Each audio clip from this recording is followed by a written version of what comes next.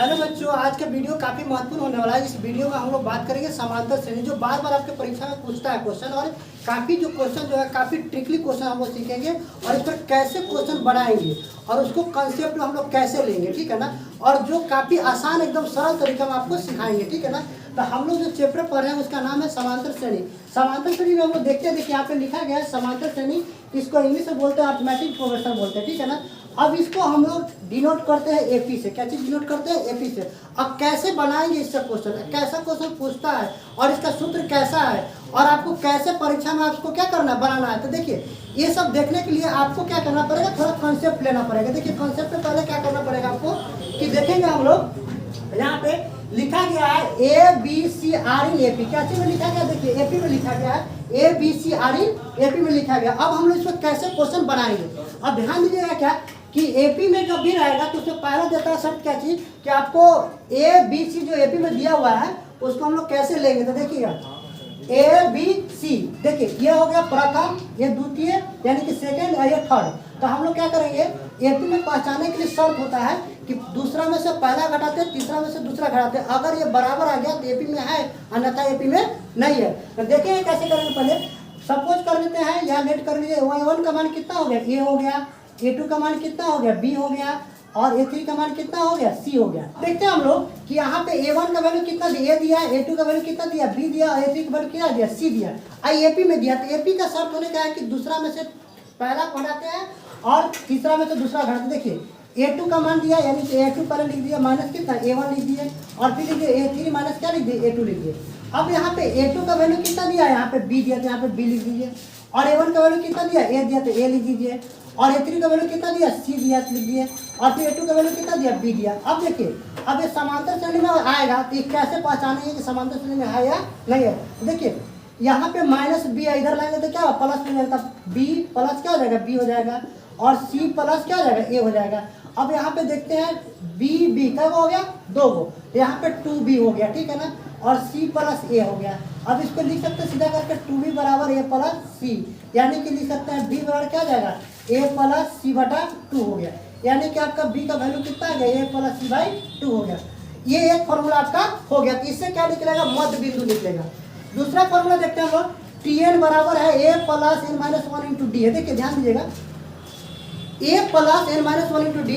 तो यहाँ पे हम लोग देखते हैं Tn का मतलब क्या होता है, a का मतलब क्या होता है, n का मतलब क्या होता है, d का मतलब क्या होता है। तो ये सब हम लोग जानेंगे पहले, तब कॉन्सेप्ट से क्वेश्चन बनाएंगे। देखिए कर रहा है Tn का मतलब होता है अंतिम पद होता है। क्या होता है, अंतिम पद। Tn का मतलब क्या होता है, अंतिम पद।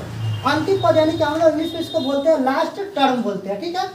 अब देखिए ए का मतलब, देखिए यहाँ पे ए है फॉर्मूला में, तो ए का मतलब क्या हुआ, प्रथम पद यानी कि फर्स्ट टर्म बोलते हैं, ठीक है ना।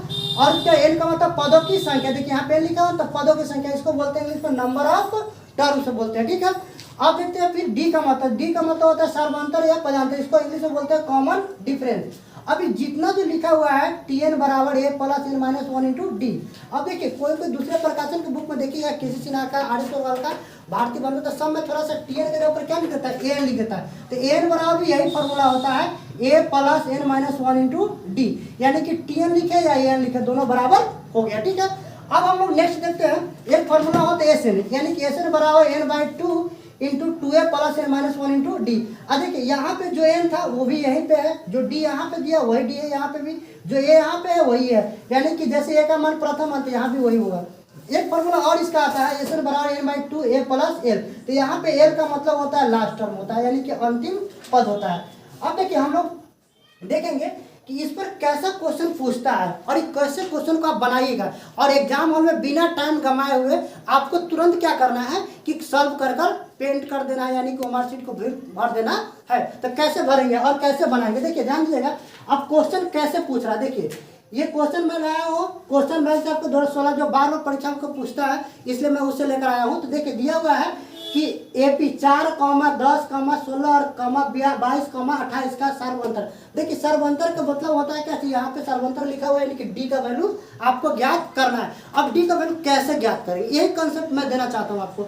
आप एग्जाम हॉल में जाए तो बिना फ्रस्ट्रेट के, बिना घबराए, आप सिर्फ क्या करें कि कंसेप्ट ले लिए, कंसेप्ट आप दिमाग में बैठा लीजिए और क्या कर लिए, उसको बना लीजिए। तो आप देखिए यहाँ पे डी का वैल्यू कैसे निकालें, तो मुझे एक चीज बताइए, यहाँ पे प्रथम वाले K1 माने तो यहाँ पे क्या मानेंगे, एक नंबर क्वेश्चन देख लीजिए, यहाँ पे दिया हुआ सीरीज क्या थी, 4, 10, 16, 22, 28। आपका डी का वैल्यू ज्ञात करना है, ठीक है ना। तो हम लोग डी का वैल्यू ज्ञात करने की, A1 का वैल्यू कितना हो गया, यहाँ पे 4 हो गया, A2 का वैल्यू कितना हो गया, 10 हो गया। अब डी बराबर फॉर्मूला क्या होता है, यानी कि देखिए डी बराबर यहाँ पे लिखा A2 माइनस A1, यानी कि दूसरा पद में से क्या करेंगे, पहला को क्या करेंगे, घटा देंगे, तो 10 माइनस क्या हो जाएगा 4, यानी कितना हो गया 6। तो आपका कितना आया, डी का वैल्यू 6 आ गया। अब इस 6 आया तो हम लोग ने एग्जाम हॉल में इतना कलम उठाकर बनाएंगे नहीं, हम लोग सिर्फ अपना कंसेप्ट यूज करेंगे और फिर आंसर लाएंगे, क्योंकि आपको ऑब्जेक्टिव क्वेश्चन है, ज़्यादा टाइम गंवाना भी नहीं, यानी कि टाइम को बचाना है वहाँ पे। तो यहाँ पे देखते हैं, जैसे 4, 10 दिया है, तो दूसरा पद हो गया 10 और पहला पद क्या हो गया 4, तो दूसरा में से 4 को घटा दीजिए, कितना 10 में 4 घटे क्या आ गया 6 आ गया। तो हमारा ऑप्शन देख लेते हैं कितना नंबर, A, B, C। ए में दिया 4, बी में दिया 6, तो बी नंबर ऑप्शन क्या मेरा सही है, तो इसको टिक आउट कर देंगे, यानी कि आप उमर सीट पर क्या करिएगा, इसको भर दीजिएगा उमर सीट। अब चलिए नेक्स्ट क्वेश्चन हम लोग 2 नंबर देखते हैं। तो 2 नंबर कौन सा फॉर्मूला पे दिया, कौन सा कंसेप्ट दिया, उसको देख लेते हैं। यानी कि दिया हुआ 10, 7, 4 डैश का 30वां पद है। अब इसमें 30वां पद का ऑप्शन कौन सही है, अब हमको ये निकालना। अब इसके लिए कौन सा फॉर्मूला यूज करेंगे और कैसे उसका आंसर लाएंगे। तो देखिए एग्जाम हॉल में आपको घबराना नहीं है, सिर्फ कंसेप्ट लेकर जाना है, आप वहाँ पे आसानी से सॉल्व करना है। तो देखिए पहले पूरा सीरीज को लिख दीजिए। 2 नंबर का देखिए सीरीज क्या दिया हुआ है, 10 दिया, फिर 7 दिया, फिर 4 दिया, ठीक है ना। कितना करा के 30वां पद, देखिए 30 नंबर पद करा है ना, यानी कि इसमें सबसे पहले उनको पहचाना है कि प्रथम पद यानी कि ए का वैल्यू कौन है। तो देखिए ए का वैल्यू फर्स्ट वाला कितना आ गया, यानी कि 10 आ गया, ठीक है ना। अब हमको डी का वैल्यू निकालने के लिए क्या फॉर्मूला पड़े, तो देखिए डी का वैल्यू यानी कि दूसरा में से पहला घटाते तो दूसरा का वैल्यू कितना दिया हुआ है 7 दिया हुआ है, तो हम लोग यहाँ पे लिख लेते 7 माइनस 10।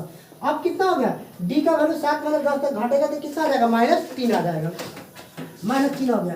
अब हमको कितना करा था 30वां पद, यानी कि 30वां पद के मतलब हो गया एन का वैल्यू कितना दिया हमारा, यानी कि एन का वैल्यू 30 दिया। अब हम लोग फॉर्मूला कौन सा यूज करेंगे, तो फॉर्मूला भी पढ़े हम लोग क्या थे, टीएन बराबर, देखिए यहाँ पे लिखा हुआ ना टीएन या एन दोनों बराबर ही होता है। देखिए टीएन लिखिए या एन लिखिए तो क्या आ जाएगा, a plus n minus 1 into d हो गया, ठीक है ना। अब देखिए यहाँ पे हम लोग का जो मान दिया हुआ है फॉर्मूला में, आपको मान मिला है उसको लेकर रख दीजिए, आपका आंसर आ जाएगा। तो देखिए ए का वैल्यू यहाँ पे कितना है 10, तो यहाँ पे 10 रख दीजिए, और एन का वैल्यू कितना दिया था 30, तो 30 रख दीजिए, -1 कर दीजिए, और डी का वैल्यू कितना आया यहाँ पे, तो -3 आया, और -3 रख दीजिए, ठीक है। अब हम लोग क्या करेंगे, इसको कैलकुलेशन कर लेंगे, यानी कि 10 हो गया। अब 30 में से 1 घटेगा कितना आएगा, 29 आएगा, तो आसान आपको घटा आता ही है, 29 हो गया, और माइनस कितना हो गया 3 हो गया। अब यहाँ पे कुछ नहीं करना है, अब गुना कर देना है और उसके बाद आपका वैल्यू जो आएगा उसको लिख देना है। तो क्या हो 9 में 3 से गुना करेंगे 27 हो गया। एक चीज आपको पहले वाले वीडियो में बताए थे कि प्लस माइनस गुना होता था क्या होता था माइनस, तो यहाँ पे क्या हो जाएगा माइनस हो गया। अब देखिए 9 में 3 से गुना करें 27 हो गया, और फिर 2 से गुना करेंगे 2 3 का 6 और 2 कितना हो गया, यानी कि 8, यानी कि 87 हो गया। अब 87 में से 10 घटा दीजिए, कितना आएगा -77 हो जाएगा। तो अब हम लोग का आंसर आ गया कितना -77। अब इसमें से ना हम लोग देखेंगे कि ऑप्शन जो दिया हुआ हमारा इस प्रश्न का कि कौन आंसर सही होगा, और उस सही ऑप्शन को हम लोग क्या करेंगे, वो मार्कशीट में भरेंगे। यानी कि ए नंबर का ऑप्शन दिया 75, तो ए नंबर तो हमको लग नहीं रहा है, हाँ बी नंबर ऑप्शन आपका लग रहा है, यानी कि -77 आपका ऑप्शन क्या है, सही है। तीसरा नंबर प्रश्न देखेंगे। देखिए तीसरा नंबर क्वेश्चन काफी इंपॉर्टेंट है, जो बार बार आपके एग्जाम में पूछा गया है। इसको आप कंसेप्ट अच्छा से लीजिएगा, क्योंकि आपको ये क्वेश्चन अगर बन जाएगा आपको एग्जाम हॉल में दिक्कत नहीं होगा। तब देखेंगे हम लोग, यानी कि यहाँ पे दिया यदि संख्या दिया हुआ है 2x - 1 3x + 2 तथा 6x - 1 समांतर श्रेणी में हो तो x का वैल्यू ज्ञात करें। देखिए ये सब क्वेश्चन देखिए आपका ये 2020 में पूछा हुआ है, ये भी 2020 में पूछा हुआ है, तो वो भी 2016 में पूछा हुआ है। इसको कैसे बनाएंगे, तो देखिए 3 नंबर क्वेश्चन का पहले क्या करिएगा आप, यहाँ पे फर्स्ट में दिया है तो a1 का वैल्यू कितना लिख दीजिएगा, a1 का वैल्यू 2x - 1 लिख दीजिए, ठीक है ना। a2 का वैल्यू फिर लिख देंगे कितना 3x प्लस कितना लिख देंगे 2 लिख देंगे। a3 का वैल्यू कितना लिखेंगे, यानी कि 6x - 1 लिखेंगे, इतना हम लोग लिख दिए। अब हम लोग क्या करते हैं, डी के जैसे वैल्यू निकालेंगे, दूसरा में से पहला घटाया है, तीसरा में से दूसरा का दूसरा कर देंगे। देखिए तो a2 माइनस क्या होगा a1 हो गया, और A3 माइनस क्या हो गया A2 हो गया। अब हमको ना इसको क्या करेंगे, मान को रख देते हैं। देखिए मान का रखेंगे तो क्या आ जाएगा, A2 का वैल्यू कितना आया था 3x + 2 हो गया, और A1 का वैल्यू कितना आया था 2x - 1 हो गया, और फिर बराबर दे दीजिए।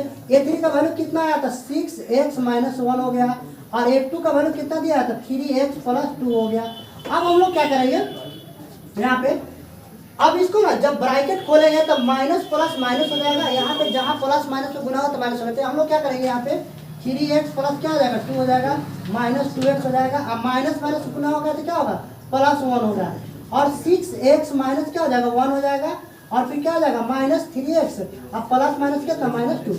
अब देखिए x वाला को एक साथ कर देते हैं, बिना x वाला को एक साथ करते हैं। देखिए ध्यान दीजिएगा, यानी कि 3x - 2x, यानी कि 3x को से कर देगा कितना हो जाएगा, यानी कि x हो जाएगा, और 2 प्लस में 1 प्लस में था 2 + 1 कितना हो जाएगा 3 हो जाएगा, और 6x को से 3x कटेगा कितना हो जाएगा 3x हो जाएगा, और -2 - 1 कितना -3 हो जाएगा। अब हम लोग थोड़ा ध्यान देंगे, x वाला को एक तरफ करेंगे, बिना x वाला को एक तरफ करेंगे। तो देखिए x हो गया, और कितना हो जाएगा ये -3x हो जाएगा, और कितना -3 आई प्लस हो जाएगा तो -3 हो जाएगा, यानी कि आपका कितना हो जाएगा -2x बराबर कितना हो जाएगा -6। अब देखिए x बराबर कितना हो जाएगा -6/-2, माइनस करेगा 2 3 का 6, यानी कि आंसर आपका कितना रहा है 3। अब हम लोग ऑप्शन में देख लेते हैं, यानी कि फर्स्ट ऑप्शन में दिया हुआ है 3, यानी कि ऑप्शन नंबर क्या हो गया 3 आपका आंसर सही है। तो आप 3 भर सकते हैं। ये 2020 में पूछा जो है 4 नंबर क्वेश्चन हम लोग देखते हैं। 4 नंबर क्वेश्चन में क्या करा, समांतर श्रेणी का 6 13 20 कॉमा कितना 216 का मध्य पद ज्ञात करना। अब देखिए ध्यान दीजिएगा, ये मध्य पद यानी कि देखिए ये भी क्वेश्चन आपका 2020 में पूछा हुआ है। अब काफी आसान है, यानी कि हम लोग बनाने का तरीका क्या है कि कंसेप्ट रहेगा, अब बिना मतलब ज्यादा कलम उठाए हुए क्या करेंगे धड़ाक से आंसर लाने का कोशिश करेंगे, क्योंकि वहाँ पे टाइम टेकन आपके लिए हो जाएगा, क्योंकि ऑब्जेक्टिव क्वेश्चन है। देखिए इसके लिए अभी हम लोग प्रूफ भी किए थे। देखिए प्रूफ किए थे ना, यहाँ पे ABCD में दिया हुआ था, तब B बराबर क्या हो A + C/2, यानी कि A का प्रथम वैल्यू हो गया कितना, यानी कि मध्य के लिए A का वैल्यू कितना हो गया 6 हो गया। अब लास्ट में जो सबसे लास्ट में दिया C का वैल्यू कितना हो गया यहाँ पे 216, तब मध्य पद के लिए कितना होगा B बराबर फॉर्मूला क्या रखेंगे A + C/2, और यहाँ पे क्या करेंगे हम लोग जितना मान लिया उसको पुट कर देंगे, रख देंगे, यानी कितना हो जाएगा 6 प्लस कितना हो जाएगा 216 और कितना 2, यानी कि जोड़ेंगे कितना हो जाएगा 222 हो जाएगा, है ना। अब कितना होगा उसके बाद में 2 से क्या करेंगे भाग दे देंगे तो कितना हो जाएगा 2 से 1 1 1, यानी कि देखिए आपका काफी आसान है, ये 111 आंसर आ गया। ऑप्शन नंबर कितना सही, यानी कि ये बी सी आपका ऑप्शन नंबर सही है। तो क्वेश्चन मैं आप लोग के लिए लाया हूँ, जैसे क्वेश्चन में पूछ रहा है यहाँ पे 54 51 48 45 से कहाँ तक 10वां पद ज्ञात करना है, ठीक है ना। ये क्वेश्चन मैं आप लोग के लिए लेकर आया हूँ। इसका 5 नंबर का मुझे आंसर आप लोग कमेंट में बताएंगे। फिर 6 नंबर जो क्वेश्चन दिया एपी का 13 19 205 में पदों की संख्या, देखिए यहाँ पे TN पे निकालने के लिए बताया जा रहा है, यहाँ पे N का वैल्यू निकालने के लिए बताया जा रहा है, ठीक है ना। और दोनों का बनाकर देखिएगा, नहीं बनेगा तो मुझे कमेंट में ही बताइएगा, जिसका बन जाता है तो मुझे क्या करेंगे कमेंट के द्वारा आंसर हमको बताएंगे, ठीक है। वीडियो देखने के लिए थैंक यू।